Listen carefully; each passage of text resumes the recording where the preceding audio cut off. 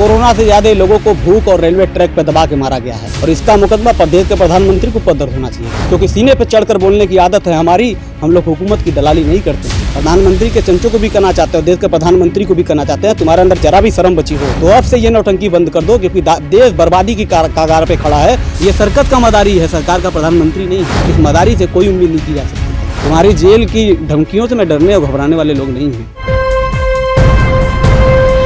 Live TV, सच सबसे आगे। गरीब जनता मर रहे हैं, इसको क्या कहेंगे आप? जब कोरोना का प्रकोप भारत में आया तो भारत की बर्बादी में पहले तो कोरोना आया तो उस पर कोई एक्शन नहीं लिया प्रधानमंत्री जी ने। बेशरम प्रधानमंत्री जी ने नमस्ते ट्रंप का कार्यक्रम करा रहे थे। फिर उससे ज़्यादा आगे कोरोना बढ़ा तो प्रधानमंत्री जी ताली थाली बजवाएं। उससे ज़्यादा कई घर उजड़ गए तो प्रधानमंत्री जी ने दिया जला दिया, दिवाली मनवा दिया। तो भारत की बर्बादी पे जश्न कौन मनाता है? पाकिस्तानी। तो भारत में जन्मे पाकिस्तानी ये लोग हैं, इनसे कोई उम्मीद नहीं की जा सकती है। इतनी बेशर्मी का हद पार कर दिए इन लोगों ने कि कोई मतलब भाई हो कहाँ यार, किस देश में हो। और इनके भक्त जो है देशभक्ति का सर्टिफिकेट बांट रहे हैं। गोडसे की औलादे देशभक्ति का सर्टिफिकेट बांट रहे हैं। कल उत्तर प्रदेश का मुख्यमंत्री सावरकर को जो है वीर बना रहा है, गृह मंत्री सावरकर को वीर बना रहा है। ये वीर की औलादे हैं। ये माफ़ी मांगने वाले, अंग्रेज़ों के सामने अपना लुंगी उठा देने वाले लोग ये वीर बन जाएंगे? कुछ चीज़ कहने से कुछ नहीं होता है। मैं कह रहा हूँ अब इनको कोई काम नहीं है। इस दरमियान में भी इतनी राजनीति के इतना हद पार गए हैं, अपनी राजनीति में बेशर्मी की इतनी हद पार कर गए हैं कि जिन लोगों ने CA NRC की आंदोलन की, उन लोगों का लिस्ट बना के जेल भेज रहे हैं। अभी मुझे धमकी आ रही फ़ोन पे कि देखो अब बोलना मत प्रधानमंत्री जी के खिलाफ, नहीं तुम्हें भी नोटिस जारी होगी, तुम उठा लिए जाओगे। तो मैं कह रहा हूँ भाई कोई माफ़ी वीर जो है सावरकर की और नाथूराम गोडसे की औलादे नहीं, हम लोग गांधी को मानने वाले लोग हैं। तुम्हारी आँख में आँख गड़ा के बात करेंगे हम। भगत सिंह, महात्मा गांधी, अम्बेडकर को मानने वाले लोग हैं हम। अब की दौर में ऐसी गतलियाँ नहीं होती, कत्ल करने वालों को फांसियाँ नहीं होती। हर तरफ जलते हैं गरीबों के झोपड़े, बर्क के निशानों पे कोठियाँ नहीं होती। वो और होंगे जो तेरी धमकियों से डर जाएं। यहाँ मर्दों की कलाई में चूड़ियाँ नहीं होती। दूसरी संदेश ये देना चाहते हैं हम, देश का प्रधानमंत्री जो कह रहा है, ये आएंगे पहले कहेंगे आतंकवाद ख़त्म कर देंगे। कोरोना से सबसे ज़्यादा मोदी जी ने अच्छे से लड़ा। इतना बेशरम ये लोग हैं जिन्होंने शहीदों के ताबूत पे घोटाला किया। इस महामारी के दौर में भी इन्होंने घोटालों से बाज नहीं आए। कहीं PPE घोटाला, कहीं किट घोटाला। क्या उम्मीद की जा सकती है ऐसे लोगों से? तो सरकार है तुम्हारी, सरदार भी तुम ही हो, आसान भी तुम ही हो, दुश्वार भी तुम ही हो। ऐलान कर रहे हो आतंक खत्म होगा, मगर आतंकवादियों के सरदार भी तुम ही हो।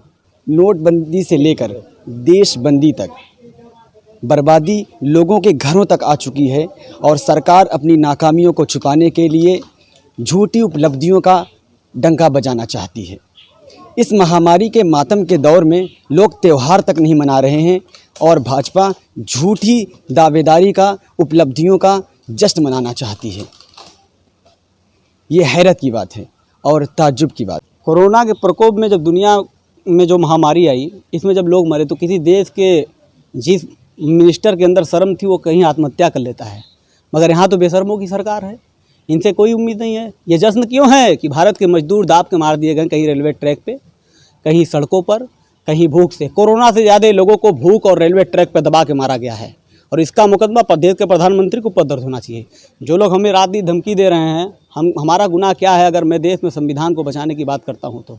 NRC CA जैसा कानून आप लाते हैं हमारे दरमियान में। अगर मैं बोलता हूँ तो आप हमेशा हमें टारगेट करते हैं। आप कहते हैं मुकदमा कर दूंगा, जेल डाल दूंगा, भेज दूंगा, ज़िंदगी ख़राब हो जाएगी। तो मैं कह रहा हूँ कि इनकी किसी की माई के जने में अगर ये दम हो तो मेरे ऊपर मुकदमा करके भेजे, मेरे ऊपर मुकदमा करे। और मैं यहीं पे खड़ा हूँ। मैं नाथूराम गोडसे की औलाद नहीं हूँ, सावरकर की औलाद नहीं, तो तुमसे माफ़ी मांगूंगा। डट के बोलूँगा, उसी तरीके से बोलूँगा, तुम्हारे सीने पर चढ़ कर बोलूँगा, क्योंकि सीने पर चढ़ कर बोलने की आदत है हमारी। हम लोग हुकूमत की दलाली नहीं करते हैं।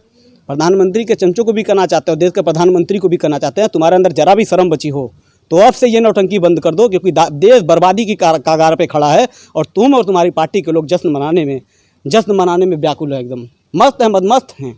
ये बेवकूफ़ों का सरकार है, इनसे कोई उम्मीद की जा सकती है? देश जब भी बर्बाद होता है तभी ये जश्न मनाए हैं। सावरकर की औलाद, नाथूराम गोडसे की औलाद, इनसे कोई उम्मीद नहीं की जा सकती। अब क्या कहा जाए इनको? ये देश के बर्बाद करने की जिम्मेदार यही लोग हैं।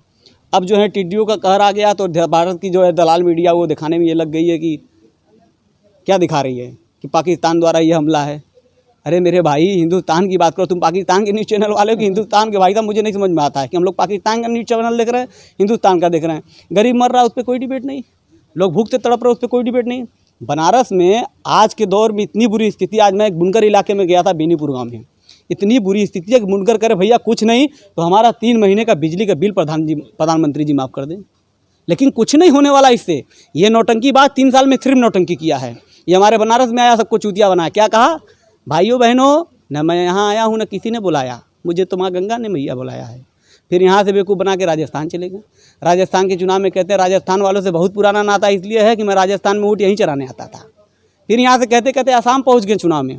क्या आसामी भाइयों बहनों, आपसे और पुराना नाता इसलिए कि आप चाय उगाने वाले हो, मैं चाय बनाने वाला हूँ। अब ये कहते कहते ये कर्नाटक के चुनाव में पहुँच गए। मालिक की मर्जी थी कि बंदर जो है वहाँ के वोटर नहीं थे, वरना ये भी कहने से नहीं चूकते कि मैं बंदर ही बनना चाहता था बचपन में। अब ये कहते कहते ये बरेली पहुँच गए। बोले बरेली से और पुराना नाता हमारा इसलिए है कि मेरा झुमका यहीं गिरा था।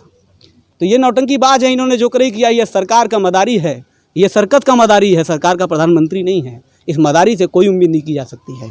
और मैं तो कहता हूँ देश की पूरे मजदूरों को बगावत कर देना चाहिए इसके खिलाफ। कोई मुकदमा बनता है बना लो हमारे खिलाफ। मुकदमों से डरने घबराने वाले लोग नहीं है। गांधी के रास्ते, गांधी अम्बेडकर भगत सिंह को मानने वाले लोग हैं। वो डरते होंगे जो सावरकर और नाथूराम गोडसे की औलाद होंगे। हम नहीं डरने वाले लोग हैं। अगर किसी माँ के जने में दम हो तो मुकदमा कर ले, जेल भेज दे। उसी लहजे में बोलूँगा और तेज़ आवाज़ में बोलूँगा और जेल की दीवारें फाड़ के हमारी आवाज़ें बाहर आएंगी। तुम्हारी जेल की धमकियों से मैं डरने और घबराने वाले लोग नहीं हैं। ये डरने घबराने वालों की जमात नहीं है। क्योंकि मुझे ये यकीन है, अगर मैं मुसलमान हूँ तो मेरे देश में जो हिंदू भाई है, ये इतना प्यारा देश है हमारा कि एक कोरोना पेशेंट जो है सही होकर आता है, ठीक होकर आता है अपने घर में, तो हमारी हिंदू आंटी जो है उसकी आरती उतारती हैं। ये हमारा देश है। मगर इन सावरकर की औलादों को क्या कहा जाए। अपना दामाद तो बड़ा बढ़िया बढ़िया चुन के रखे हैं। घर घर दे राम दुआई, घर में मुसलमान बिठाई। तो इनसे कोई उम्मीद नहीं की जा सकती। जोकर नौटंकी बाज, ये गद्दार लोग हैं। नाथूराम गोडसे और सावरकर की औलादे कभी वफादार हो ही नहीं सकते। आप भाई साहब ने कहा कि जितना उनके अंदर देशभक्ति उतना हमारे अंदर है। अरे उनके अंदर देशभक्ति है ही नहीं। जिन्होंने अंग्रेजों की दलाली की हो, जिन्होंने देश के साथ मुखबिरी की हो, जिन्होंने भगत सिंह की मुखबिरी की हो, वो देशभक्त कैसे हो सकते हैं। ये भारत में जन्मे पाकिस्तानी हैं। बीजेपी का फुलपारा में यही है, भारत में जन्मे पाकिस्तानी है, भारतीय जनता पार्टी नहीं। लाइव टीवी, सच सबसे आगे।